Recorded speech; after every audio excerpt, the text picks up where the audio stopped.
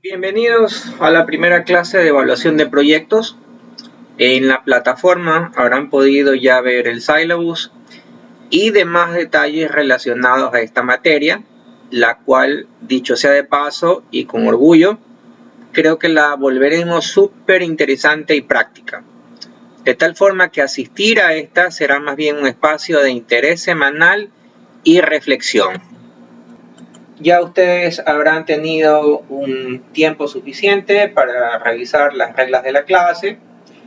El pensum que vamos a ir viendo a lo largo del curso es un pensum aplicado, básicamente temas de evaluación de proyectos, pero con un enfoque muy particular hacia temas de construcción, como iremos viendo a lo largo de cada clase. Empecemos pues entonces con la primera clase. La clase del día de hoy, 11 de mayo, va a versar sobre ciertos temas introductorios básicamente.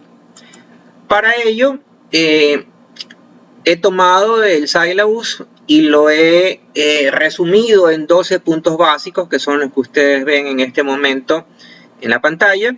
El día de hoy vamos a comenzar con el número 1, que se llama la toma de decisiones y los proyectos de inversión. Y a continuación vamos a ir desarrollando durante 16 clases, en parte en forma en vivo y otra parte en forma en diferido, como este video, para reforzar todos los conceptos que vamos a ir viendo. Yo preferiría que esa parte que es síncrona con ustedes, es decir, en vivo, podamos utilizarla para despejar cualquier tipo de duda que ustedes tengan con respecto a los conceptos vertidos en esta clase, y además que también nos sirva como un espacio de foro para discutir ciertos temas de relevancia, para que ustedes también puedan preguntar cosas relativas a las tareas, a los trabajos, a los casos que vayamos viendo a lo largo de la clase, y cualquier otra duda que ustedes tengan sea siempre bienvenida en este espacio. Bien. Listo, pues empecemos entonces. Ustedes ven esa frase que está mostrada en la pantalla. Permítanme leerla. Dice: no basta con tener talento, no basta con trabajar duro y estudiar hasta altas horas de la noche. Hay que ser, además, profundamente conscientes de los métodos que te llevan a la toma de decisiones. He puesto esta frase para iniciar la clase porque me parece muy aleccionadora en cuanto a la forma en la cual nosotros trabajamos normalmente. Es bueno ser un buen técnico, pero hay que ser bueno también con el método que uno utiliza. Y para eso tomamos esta frase de este señor Garry Kasparov. Primero debemos decir quién es este señor, quién es Kasparov. Bueno, les cuento que Kasparov fue o es un gran maestro de ajedrez, ya retirado, hoy político y también escritor ruso. Él fue campeón del mundo de ajedrez, indiscutido, del año 85 al 2000, y aún al día de hoy es considerado uno de los mejores jugadores de ajedrez de todos los tiempos.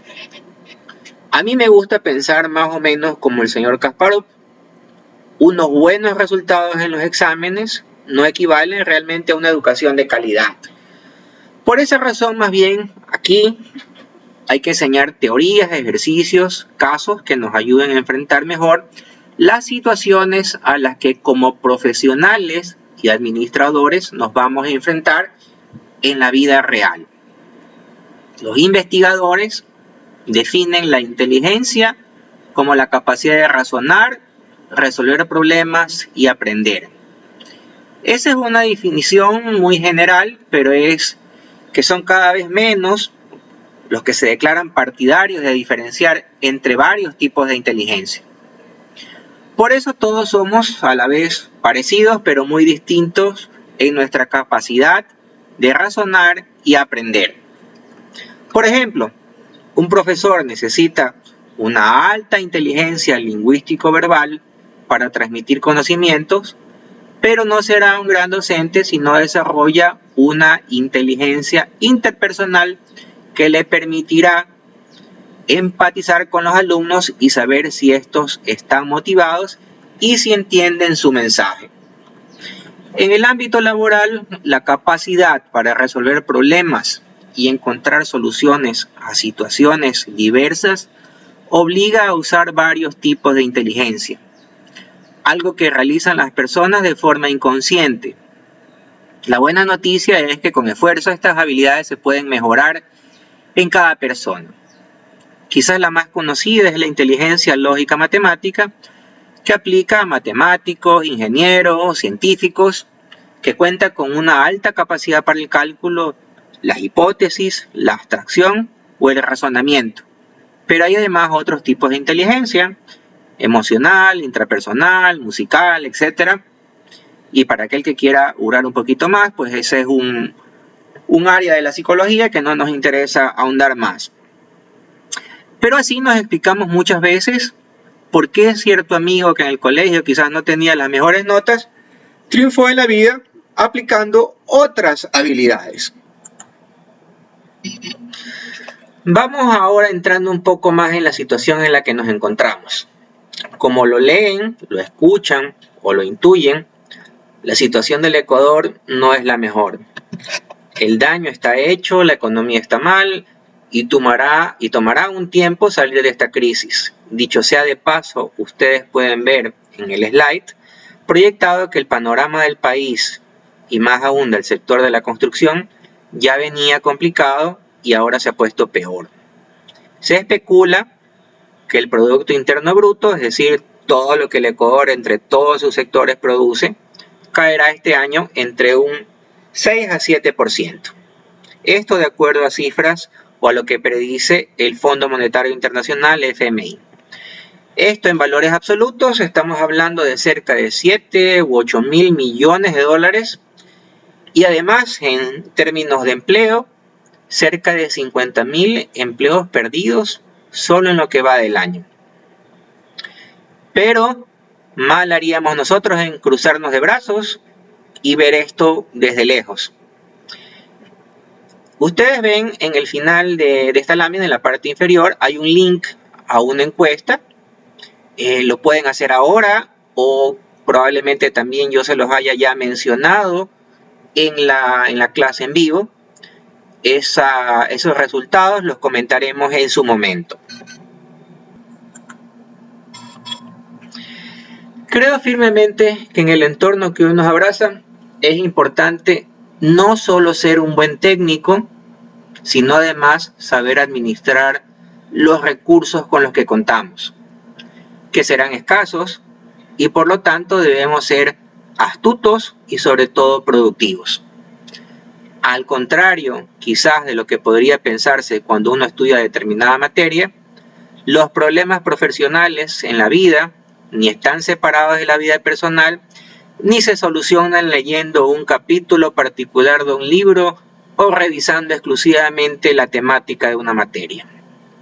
Adrián Paenza, la persona que está en este momento en el slide, es un periodista, matemático y profesor argentino que enseña matemáticas en la Universidad de Buenos Aires y quien tiene unas conversaciones súper interesantes y libros en la red, y tiene un comentario que es el que está ahí mostrado y que dice: uno tiene un problema primero y luego busca una solución. Así se debe enseñar. Los problemas en la vida no vienen con una etiqueta de la materia a usar. Es decir, y valga la referencia, han ustedes visto, me imagino, como jóvenes que son, las peleas de la UFC, o conocidas también como MMA, de Mixed Martial Arts. Me imagino que a algunos de ustedes les gustarán, al menos a los varones de esta clase virtual, imagino que a algunos de ustedes les agradará. Bien, sin que esta sea una clase obviamente que incite a la violencia, ni mucho menos, yo debo reflexionar que en este tipo de peleas usualmente gana quien domina más y mejor varios tipos de artes marciales. Pues en la vida es más o menos igual. Quien mejor resuelve los problemas no es quien conoce una sola técnica o materia, sino quien entiende y sabe más de varios campos. ¿Conocen o han oído hablar ustedes de Elon Musk? Elon Musk es el dueño y un genio, inventor de algunas empresas muy conocidas como SpaceX, que hace cohetes espaciales, los famosos vehículos Tesla, PayPal para pagos en línea, entre otros cientos de empresas. La mayor parte de esas empresas son revolucionarias y la mayor parte asimismo es exitosa. Se dice de Musk que este tipo leía 2 libros por día acerca de varias disciplinas. Para poner esto en contexto, si yo me leo un libro cada 3 meses, si me comparo entonces con Musk, este lee 180 veces más. Y creo que aún hoy cada día la gente lee menos y pierde más tiempo viendo memes y haciendo locuras como esas del TikTok. Siguiendo con este hilo, al principio, la lectura de Musk abarcaba temas como ciencia ficción, filosofía, religión, programación y biografías de científicos, ingenieros y empresarios. A medida que iba creciendo, sus intereses de lectura y carrera se extendieron a la física, ingeniería, diseño de productos, negocio, tecnología, energía, entre otros. Esta sed de conocimiento le permitió exponerse a una variedad de temas que nunca había aprendido en la escuela. Aunque mi formación, y ya hablo como Roberto Murillo, es salesiana, debo traer a colación algo con relación a la formación jesuita, por tradición, que dice que para llegar a ser jesuita se recorre un largo y exigente camino, en el que la formación es un elemento clave del proceso. Cuando uno se encuentra con un jesuita, sabe que entre otras cosas hay una persona instruida y formada. A mí particularmente me gusta confesarme con ellos porque encuentro una confusión mucho más sesuda y agradable. Me gusta traer esta referencia porque es en cierta forma un modelo de vida interesante. La compañía de Jesús no busca en primer lugar un beneficio del propio sujeto, sino más bien beneficio para el prójimo, a quien está llamado a ayudar. Por eso opta por una formación de alta calidad, ya que mientras uno mejor se forme, mejor va a poder servir a los demás. Buscan tener una formación completa, pero se exige ser especialista en algo. Nunca puede dejar de estudiar si pretende colaborar adecuadamente en el trabajo con el Señor. No es mi intención dar un discurso o un sermón en esta parte de la materia, pero me interesa la forma como esta gente se prepara para poder servir a los demás. Y en esa forma nosotros deberíamos emular ciertas prácticas de ellos.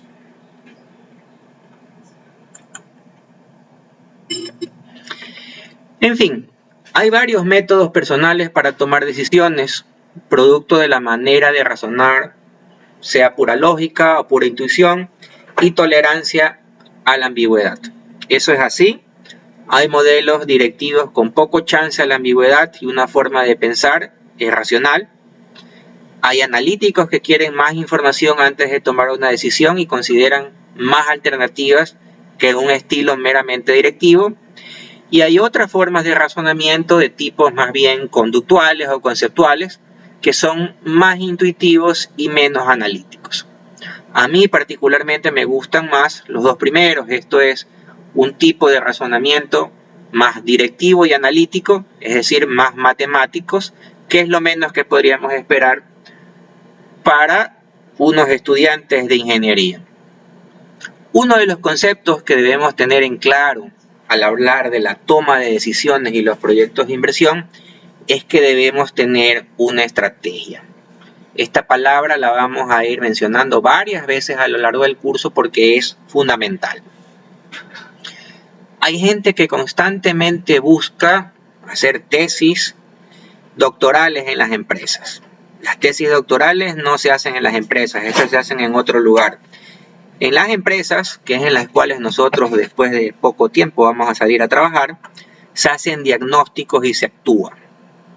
El Ecuador es un país de hacer grandes planes y luego nos cansamos tanto haciendo el plan que no encontramos al director o a la persona que sea capaz de llevarlos a cabo, o peor aún, ponemos a alguien incapaz de hacerlo. Una organización puede utilizar consultores para un proyecto. Se puede externalizar muchas cosas en una empresa, pero no la inteligencia. Por tanto, los planes estratégicos los tienen que hacer los que después van a llevarlos a la práctica. Y para eso debemos entender bien este concepto. Traigo a colación dos de los que creo son dos de las mentes más lúcidas en este campo. Henry Mintzberg y Richard Rummelt, de las escuelas de negocio de McGill en Canadá y UCLA en California, Estados Unidos. Dice Mintzberg, una estrategia se puede definir como un plan de acción que requiere tomar decisiones con base en el uso eficiente de los recursos disponibles. Rescaten ustedes de esta primera definición el tema de tomar decisiones y el uso de los recursos. Por otra parte, Richard Rummelt dice, una estrategia es un camino para atravesar una dificultad, un método para superar un obstáculo o la respuesta a un desafío.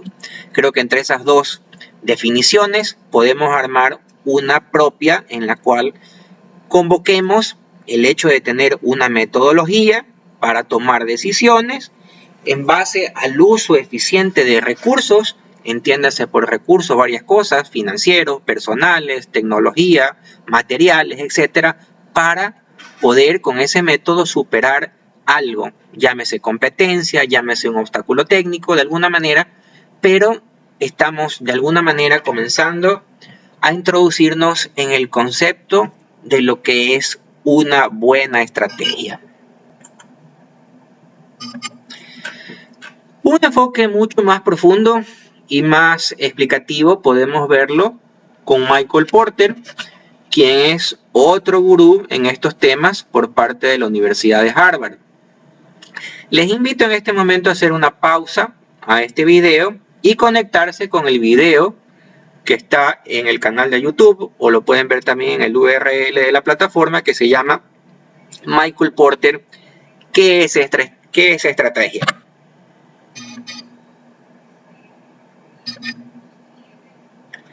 Bien, espero que hayan visto el video. Retomo la clase en este mismo punto y quisiera rescatar unas pocas ideas de lo que habla Porter. Las ventajas competitivas en las empresas son una parte importante, fundamental. Encontrar una nueva forma de competir que agregue valor a la empresa es otra idea fundamental aquí. Con relación a las 5 fuerzas competitivas de Porter, estos conceptos los retomaremos más adelante. Pensando un poco sobre lo que Porter menciona con relación a la competencia, creo que es una buena pauta para hacer un punto de reflexión en la industria que nos compete. Como hemos visto, el mercado de la construcción se ha reducido y más aún se autorregulará.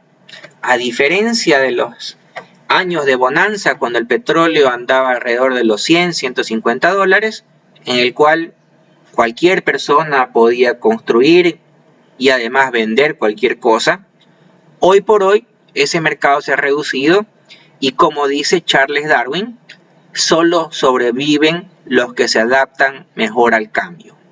Y ese cambio para nosotros implica tener estrategias para diferenciarnos de los demás. Caso contrario, entramos en un solo saco y a ver si alguien nos escoge nuestros servicios o nuestros productos o nuestra formación.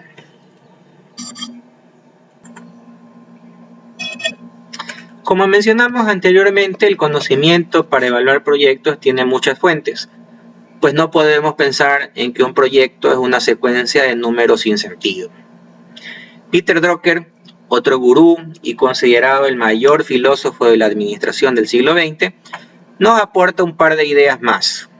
El conocimiento como energía fundamental de una sociedad moderna solo sirve cuando se lo aplica y se lo pone a trabajar. Satisfacer al cliente es la misión y fundamento de todo negocio. Escúchenme algo, todos absolutamente todos los que nos desenvolvemos en algún campo profesional tenemos clientes. Y ellos nos van a buscar, con suerte, por algo que podamos ofrecer en base a nuestro conocimiento, en que podemos brindar algo que es superior a lo que otros puedan ofrecerles. Sea por la calidad o por el precio que podamos darle, siempre habrá un ofertante y siempre habrá un comprador. Muchas veces nos encontramos que tenemos prejuicios porque tenemos un funcionamiento de nuestras mentes ya establecido y formado a lo largo del tiempo, y es muchas veces asimismo difícil cambiarlo. Por cierto, ¿han escuchado hablar ustedes de lo que es la andragogía? Bueno, así como en los pequeños hay lo que se llama la pedagogía, para los adultos el equivalente es la andragogía. Por definición, la andragogía son las técnicas de enseñanza orientadas a educar personas adultas y que ayuden a organizar los conocimientos de estos adultos. Los adultos no somos niños y nuestro aprendizaje a esta edad es diferente. Cada uno tenemos una experiencia previa diferente y rica, y en algunos casos quizás debamos ciertos conceptos desaprenderlos y volverlos a aprender. Por eso aquí vamos a actuar analizando cada cosa que digamos. Tanto de mi parte como la parte de ustedes también es necesario que ustedes cuestionen, y para ello veamos brevemente cómo trabaja nuestra mente. La mente trabaja por medio de modelos. Lo más importante para recordar acerca de los modelos mentales, cuanto más tengas, mejor serás capaz de resolver el problema en cuestión. En su configuración, el cerebro trabaja contra el razonamiento racional. Se apoya en modelos que ya conoce y trata de forzarlos ante cualquier situación. La mente tiende a generalizar y a simplificar. Los modelos son aproximaciones y simplificaciones de la realidad. Para la mente es más importante en términos generales la rapidez que la precisión. Fíjense ustedes, les voy a poner un chiste solo para matizar la clase. Dice, se cuenta que la maestra le dijo a Pepito, Pepito, quiero una respuesta rápida. ¿Cuánto es 6 por 8? A lo cual Pepito responde de inmediato, 49, maestra. La maestra replica, no, Pepito, no es 49 sino 48. Y Pepito, muy suelto de huesos, le dice a la maestra, decídase, maestra, ¿qué quiere usted? ¿Rapidez o precisión? Entonces, hay que saber discriminar cuando la rapidez es más importante que la precisión y cuando un análisis cuidadoso es más importante que la rapidez. Siguiendo con lo que está expuesto en el slide, dice, la mente trata de facilitarnos las cosas, de ayudarnos a sobrevivir el menor grado de esfuerzo. Los modelos se forman en la mente en forma secuencial, en orden de llegada. Muchas de las enseñanzas recibidas en la niñez perduran para toda la vida. Los primeros años tienen un enorme impacto en el individuo y las enseñanzas de su niñez duran toda la vida, básicamente. La mente tiene dos principios guía, el de la realidad y el de la consistencia. El de la realidad nos conecta con lo que pasa a nuestro alrededor y el de la consistencia implica la tendencia entre las personas involucradas a buscar explicaciones externas relacionadas con causas fuera de control. Y existe resistencia a revisar las premisas en que se basaba el plan inicialmente. Estos dos últimos puntos explican muy bien la tan consabida resistencia al cambio. El principio de consistencia resulta a veces en una barrera formidable para identificar las causas por las cuales no se logran los resultados esperados a pesar de haber llevado un plan al pie de la letra. Para demostrarles el tema de que nuestros cerebros trabajan en modelos que ya conocen, veremos el siguiente ejercicio.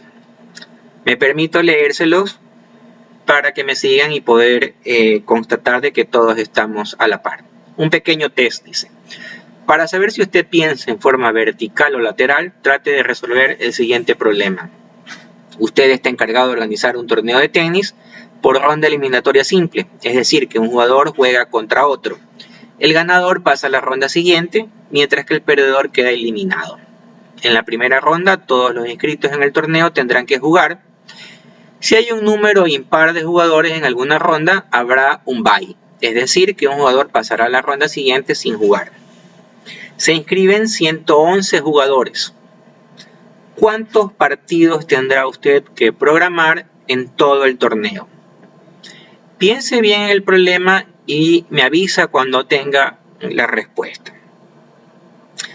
Ok, una vez leído el tema, voy a preguntarles quién tiene la respuesta en los próximos 5 segundos. Veamos. 1, 2, 3, 4, 5. ¿La tienen? Creo que la mayoría no. Al menos yo no la tuve la primera vez que alguien me lo planteó así. Pero veamos este simple ejercicio de cómo trabaja nuestra mente en el slide siguiente.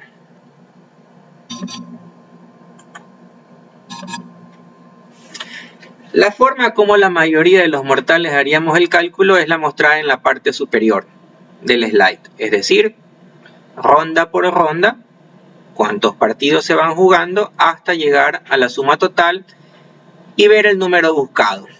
Sin embargo, en la parte que sigue a continuación, vemos que hay otra forma. Todos los perdedores, en esta nueva forma de analizarlo, dice todos los perdedores deben ser eliminados con un partido. Es decir, 110 y solo al final quedará un ganador. Es decir, eran 111 jugadores, solo va a haber un ganador y los restantes, por ende, se han ido quedando a lo largo del torneo en un partido. Esto se da porque estamos programados para pensar de determinada forma, ¿cierto? Ahora imaginen esto, pero en el desarrollo diario de nuestras actividades. ¿Cuántas cosas nosotros hacemos en forma mecánica? Es verdaderamente para ponerse a pensar.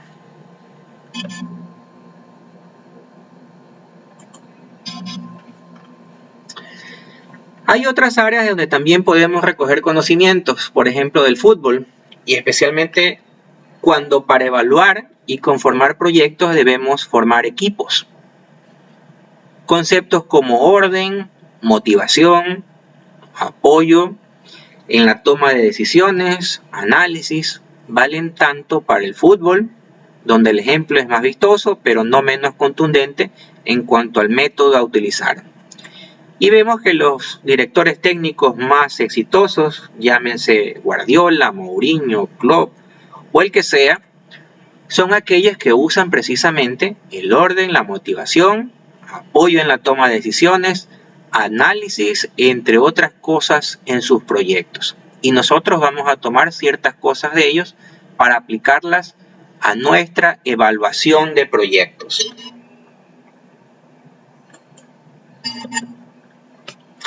Otra fuente que añade valor en la toma de decisiones es la militar.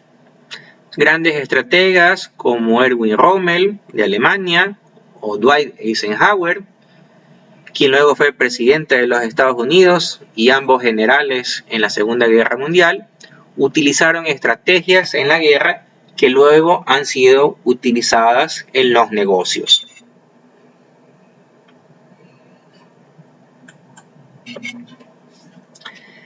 La estrategia corporativa se ha nutrido de la estrategia militar.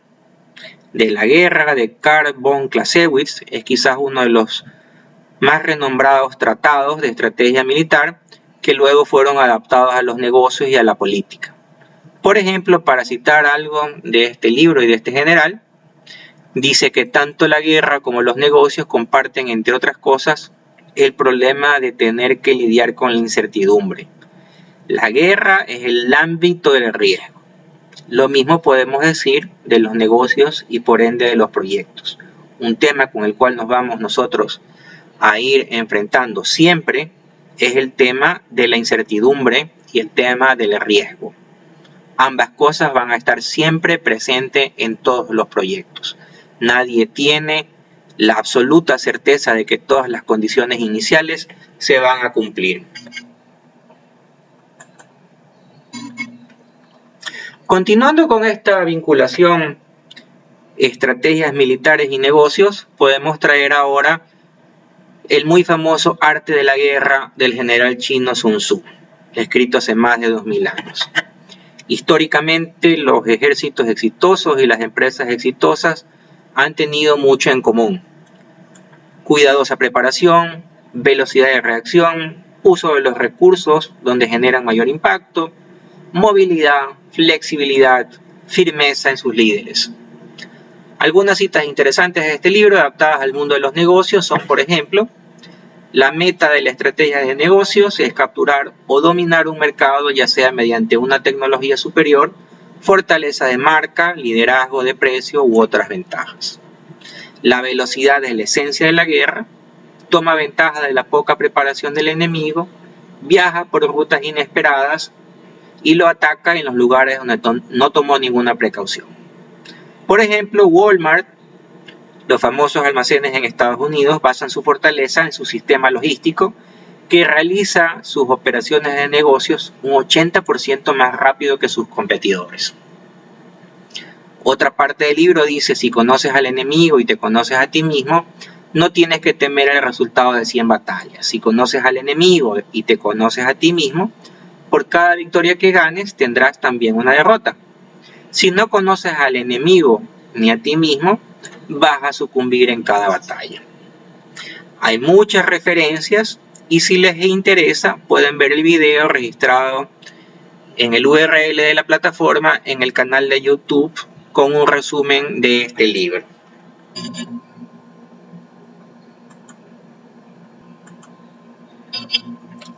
Como les decía, la toma de decisiones en los proyectos acoge conocimientos de muchas áreas. Como hemos indicado anteriormente, incluso reconocer gestos al momento de negociar es una buena práctica para tener ventaja en el momento de plantear propuestas o entablar negociaciones de alto nivel. El lenguaje corporal dice muchas cosas. Por ejemplo, las cejas levantadas muchas veces son señal de incomodidad. El contacto visual demuestra interés positivo y negativo a la vez. Puede ser lo uno o lo otro, si no, pregúntenle a su enamorada o a su enamorado cuál es el contacto visual que tienen con ustedes. Realizar una gran pose demuestra poder y un sentido de logro. Si las personas están inclinadas hacia atrás y relajadas, sienten que tienen el poder y el control de la situación.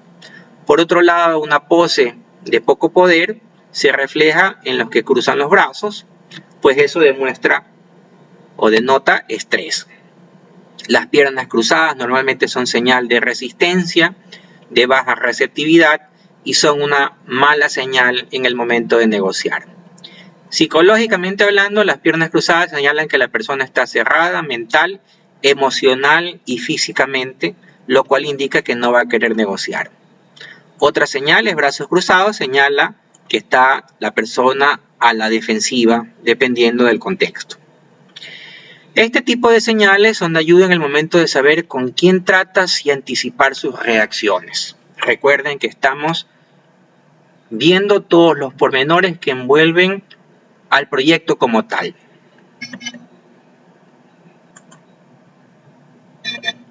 Otros tips se muestran en este slide, donde quizás uno de los más llamativos sea la forma de dar la mano, lo cual refleja muchas veces desinterés, desgano o por el contrario quizás mucha energía. Pero más allá de eso, las expresiones faciales también develan muchas cosas, como vemos a continuación.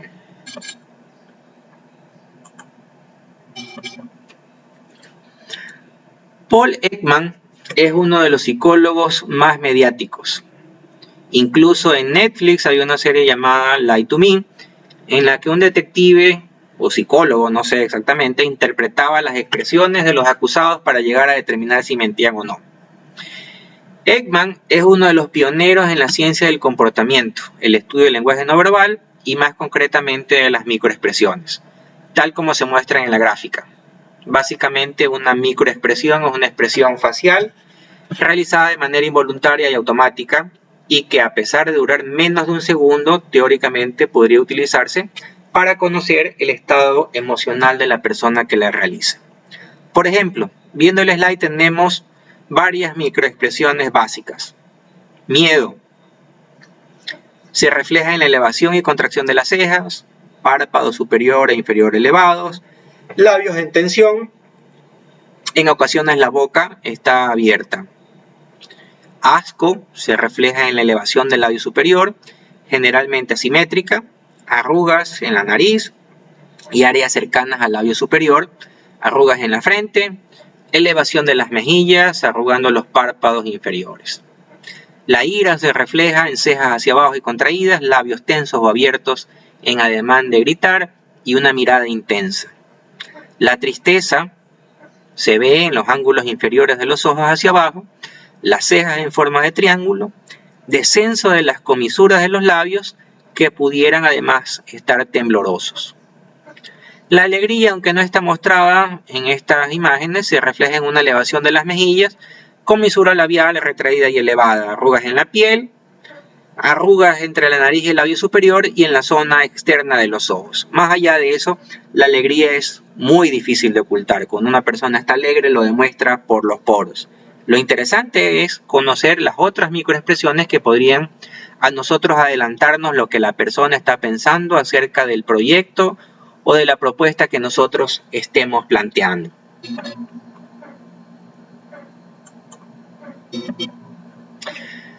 Bueno, después de dar una vuelta por algunos de los muchos actores que nos pueden ayudar a tomar decisiones, también debemos preguntarnos lo siguiente: ¿por qué es tan importante tomar buenas decisiones en los proyectos? Veamos. Sigamos a los señores que están ahí en el slide. Para evaluar las fuentes de riesgo y su magnitud, 1.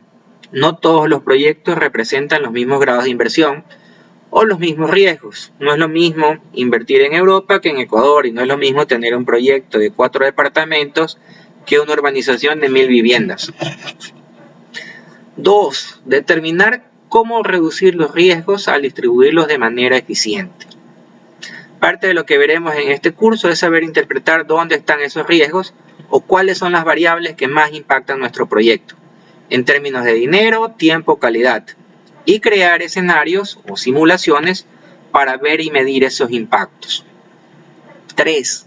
Para tener un juicio imparcial y decidir qué proyectos ejecutar.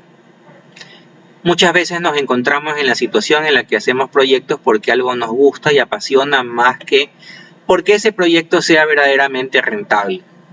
Desde el punto de vista financiero, se deben ejecutar aquellos proyectos que maximicen el retorno para sus accionistas en detrimento de otros, por vistosos que estos sean.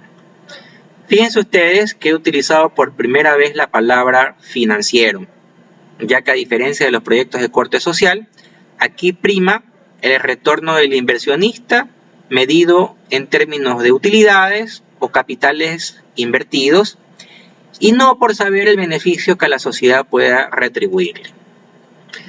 Sí, suena un poco metálico, pero esa es la regla cuando se aplica una evaluación financiera. 4. Para impedir la ejecución de malos proyectos. Algo parecido a lo antes dicho. Malos proyectos desde el punto de vista de rentabilidad no deben ser realizados nunca, pues esto reduce valor y a nivel de empresa lo que se trata siempre es de generar más valor cada vez. Y por último, para prevenir que buenos proyectos sean rechazados. Es el concepto opuesto a lo anterior. Hay proyectos buenos, no tan deslumbrantes, pero con una rentabilidad excelente. Esos proyectos no se deben dejar pasar. Por ejemplo, ¿qué tan bueno puede ser vender medias o calcetines negros?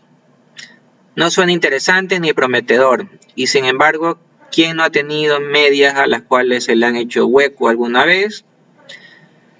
Bueno, pues ese suceso fue el nacimiento de un negocio en Suiza conocido como Sockscription. Esta gente se dedica a publicitar un servicio como la manera más fácil de resolver los problemas con las medias de las personas. Esta compañía que tiene ese servicio que se llama Subscription, la compañía se llama BlackSox, es el inventor de este sistema. Mucho antes de que exista Netflix y de que existan muchas cosas de suscripciones, ellos ya lo habían inventado. Ellos garantizaban que la persona nunca más tendría que preocuparse por unas medias. Siempre las medias, el producto estrella de ellos eran las medias negras. Así además evitaban que las personas tengan que buscar el par correspondiente, lo cual nos pasa a muchas personas en las mañanas cuando andamos de apuro, sacamos una media y no encontramos el par. Ellos lo resolvieron vendiéndole a todo el mundo medias negras, de tal forma que no había cómo confundirse. Además, varias veces al año, la Subscription le envía 3 pares de calcetines negros por correo. Esa idea tan simple, tan elemental, pues bueno, ha hecho millonario a una persona en Suiza.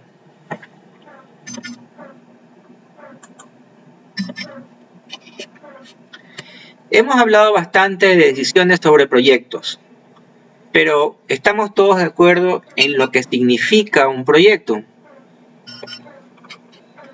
Una primera aproximación podríamos buscarla en el diccionario de la Real Academia Española, que dice que es el primer esquema o plan de cualquier trabajo que se hace a veces como prueba antes de darle la forma definitiva. Sí, estamos de acuerdo en que hay necesidad de un plan, pero quizás esa definición nos quede corta cuando hablamos de evaluar proyectos en un sentido más amplio. Proyectos hay de todo tipo, desde poner una carretilla de perros calientes hasta hacer el metro de Quito. Catalogan como proyectos, eso sí, con diferentes magnitudes, diferentes costos, diferentes tiempos y un largo etcétera de diferencias. Operar una fábrica, por ejemplo, que hace recurrentemente tuberías de hormigón, ¿podría considerarse también como un proyecto? Pensémoslo.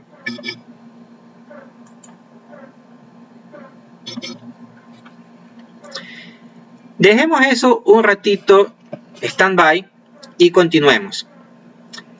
Entonces es necesario que unifiquemos criterios sobre qué es un proyecto y cuál es su alcance.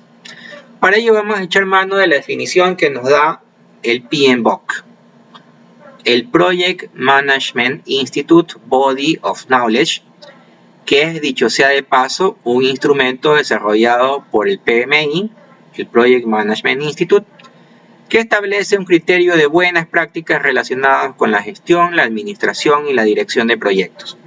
Aunque este PMBOK no es exclusivo para proyectos de construcción, aplica para proyectos de todo tipo, sin embargo tienen un libro adicional en el cual se enfoca exclusivamente en proyectos de construcción.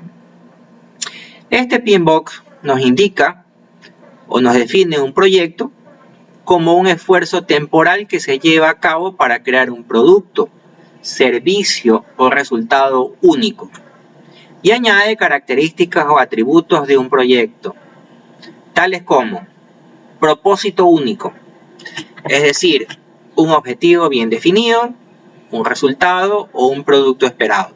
El objetivo de un proyecto por lo general se define en términos de alcance, programa y costo.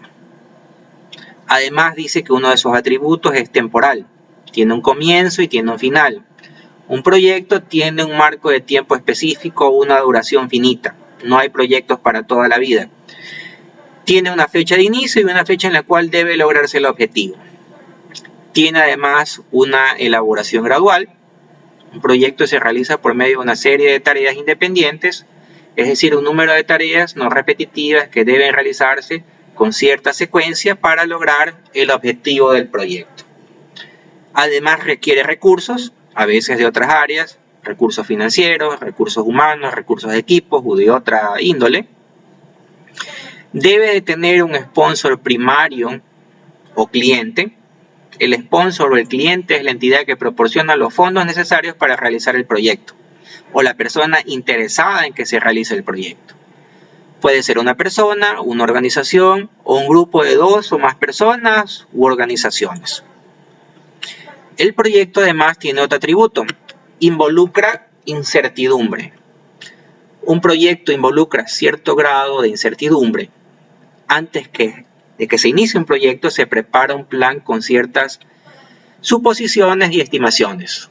Un proyecto se basa en una serie particular de tareas y estimaciones sobre cuánto debe durar cada una de ellas, así como en varios recursos y suposiciones acerca de la disponibilidad y capacidad de estos recursos. Esta combinación de suposiciones y estimaciones provoca cierto grado de incertidumbre respecto a si se logrará por completo el objetivo del proyecto. Al ser de tiempo limitado y de propósito único, se diferencia el proyecto de lo que es un proceso, el cual es repetitivo, como sería el caso de operar una fábrica que hace recurrentemente tuberías de hormigón, como mencionamos hace unos minutos.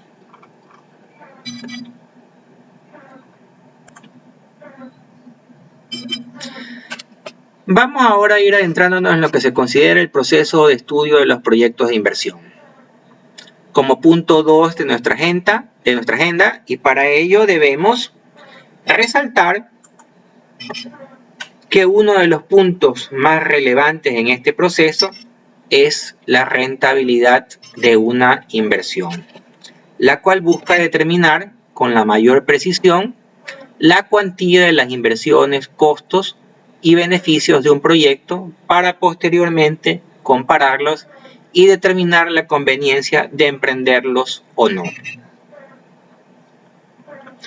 Esta premisa básica inicial es muy importante, pues en todo proyecto va a haber estos tres elementos. Una inversión inicial, llámese terreno, construcción, fábrica, equipos, máquinas. Además, unos costos de operación, probablemente recurrentes en su gran mayoría. Y finalmente, unos beneficios que en la confrontación mediante un método nos dirá acerca de la conveniencia de hacer o no hacer un proyecto dado. Basta solo leer un periódico dominical para conocer múltiples negocios exitosos y sus historias. Por ejemplo, el Bolón de Tere, que es la señora que comenzó vendiendo bolones en la ventana de su casa y que ahora es una empresa muy reconocida y muy respetada en el ramo de la alimentación. O en otro país y a otro nivel, el famoso Jeff Bezos, el hombre más rico del mundo, que comenzó vendiendo libros en el garaje de su casa y ahora es el dueño de Amazon. Y además, pues, le sobra dinero. Muchos de ellos tuvieron el olfato para hacerlo sin ningún tipo de preparación académica. Puede pasar. A quienes dicen que es mejor lanzarse al agua y aprender. Sí y no. Sin duda la experiencia es una cualidad irreemplazable. Sin embargo, con unas herramientas de racionalidad y cálculo podríamos hacer esa experiencia de menor riesgo cada vez. Recordemos que en cada aventura de estas hay dinero invertido propio o de terceras personas que han confiado en nosotros, por los cuales debemos reducir al mínimo todas las probabilidades de fracaso. Por cada historia de éxito que se cuentan, no se cuentan asimismo las 100 o 1000 historias que fracasaron en el intento. Eso es importante saberlo, pues las ganas únicamente no son suficientes en la mayor parte de los casos.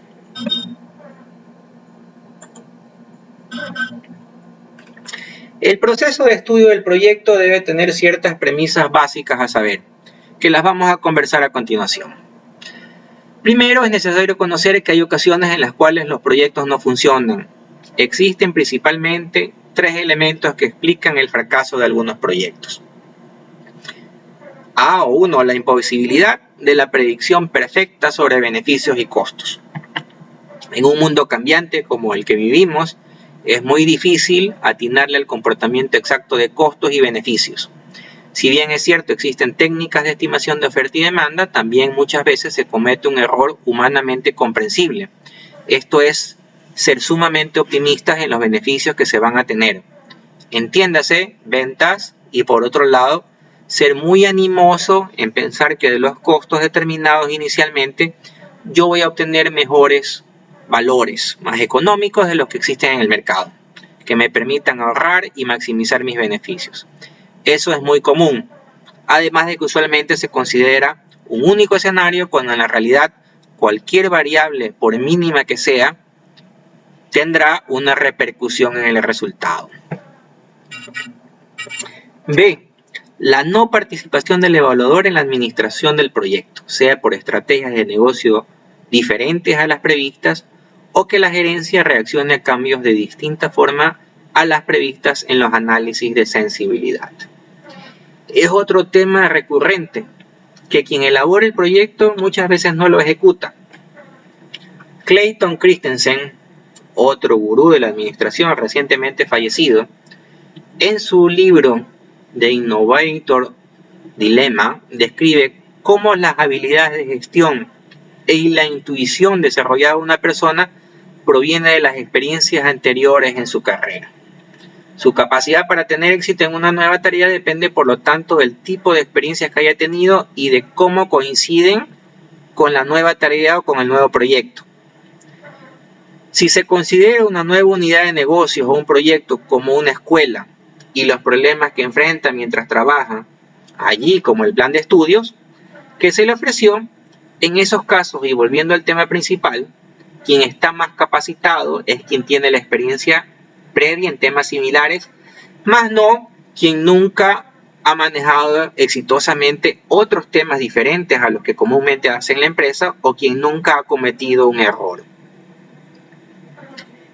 Y C, finalmente, los errores conceptuales del evaluador por considerar solo algunas opciones metodológicas. Recordemos que para evaluar proyectos se debe llevar procedimientos y técnicas que se apoyan en matemáticas, estadísticas y sobre todo experiencia y un juicio imparcial y analítico de las cosas. Asimismo, ese proceso de estudio del proyecto abarca varias dimensiones o áreas, por lo que ese enfoque debe, para evaluar las inversiones, ser sistémico y multidimensional. Sistémico porque los proyectos de inversión son el elemento final de los sistemas de formulación estratégica corporativa. Un proyecto, cualquiera que éste sea, debe ir alineado a la estrategia de la compañía, sea esta de crecimiento, de diversificación y pensando que toda inversión debe tener un retorno que satisfaga a los accionistas, un norte hacia donde se quiere llegar. Es común en las empresas grandes o transnacionales revisar esa estrategia cada 3 años como un tiempo en el cual se deben replantear la forma de enfrentar al mercado y a la competencia. Y se dice multidimensional porque los proyectos estratégicos tienen diferentes puntos de vista o dimensión. La dimensión estratégica, para asegurar su congruencia con la estrategia general de la empresa, como lo hemos dicho, la estrategia marca el camino a seguir y por lo tanto la estructura. Como es bien sabido en el ámbito de la administración, la estructura sigue a la estrategia. Este fue y sigue siendo el principio básico de organización que originalmente formuló el historiador y profesor Alfred Chandler en un estudio que realizara a comienzos de los años 60. La dimensión financiera se refiere a asegurar que los rendimientos son superiores a los costos de financiamiento y garantizar un proceso de creación de valor para accionistas. Sin esto no hay continuidad, los accionistas son inflexibles en los rendimientos. La dimensión del riesgo, el riesgo asociado al proyecto, identificado, cuantificado y aceptado, y valorar todos los escenarios posibles. Tengamos presente que el riesgo de un proyecto es un evento o una condición incierta que de producirse tendrá un efecto positivo o negativo en uno o más de los objetivos del proyecto, tales como el alcance, el cronograma, el costo y la calidad. Y la dimensión política económica, la serie de impactos originados en el entorno político y económico en el cual opera la empresa. Para muestra un botón, los eventos de octubre del 2019 complicaron el panorama económico. Muchas obras debieron parar o se vieron afectadas, o por otro lado pueden presentarse situaciones en las que una ley, un reglamento, una ordenanza compliquen un proyecto. Todo esto gira en torno a esa dimensión política y económica. Un proyecto de inversión busca generar capital y ganancias siempre. Una inversión significa formación de capital. Desde el punto de vista económico se entiende por capital al conjunto de bienes que sirven para producir otros bienes, llámense activos o dinero o terrenos o instalaciones o maquinarias o derechos de algo. Por capital entiéndase a los bienes heterogéneos, otra vez, terrenos, instalaciones, edificios, maquinarias, etc.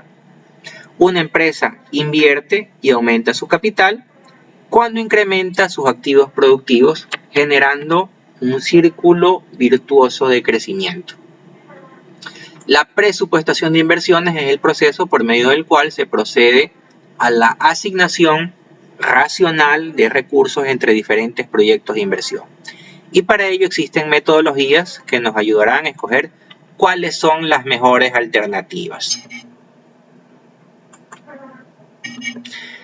Proyectos hay de varios tipos, pero deben alinearse con la estrategia de la empresa.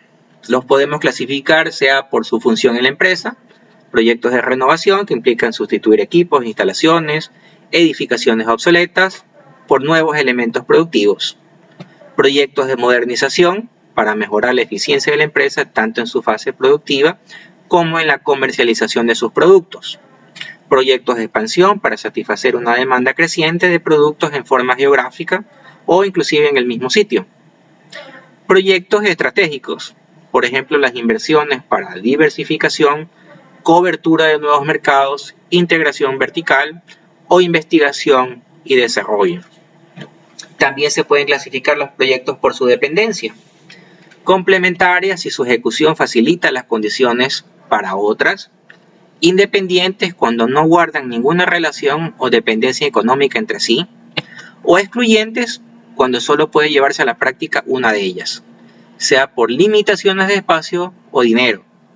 Escoger entre hacer en un mismo terreno un centro comercial o un edificio de oficinas podría ser un caso. Y otro tipo de clasificación podría ser por el sector de la economía al que sirven. Al sector privado, que es básicamente una evaluación financiera, o al servicio o al sector público, aunque en este caso este tipo de proyectos tienen una metodología de evaluación diferente a los privados.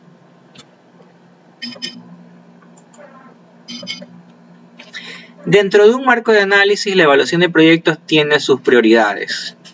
Los conceptos básicos que fundamentan los análisis financieros, costo-beneficio, facilitan escoger entre alternativas diferentes de gastos.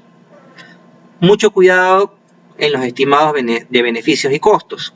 Hay que ser muy imparcial y justo al momento de estimar estos valores. Históricamente, los costos de un proyecto resultan ser mayores de lo que se estimaron originalmente. Por ejemplo, una estadística del Standish Group dice que el 70% de los proyectos de construcción están sobre el presupuesto y atrasados en su cronograma, que un 52% de los proyectos terminan con un sobrecosto del 189% de su presupuesto inicial.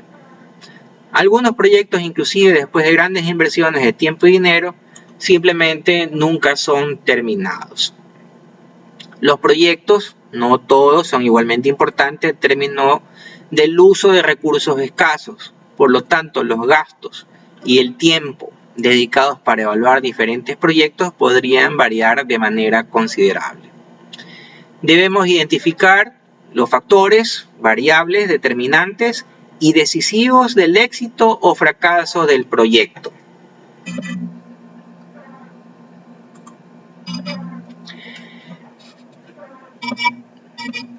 Cerramos este primer video proponiendo una actividad que es la lectura por grupos de una serie de artículos. Esto está indicado en la plataforma. Les invito a verlos ahí, el detalle de lo planteado.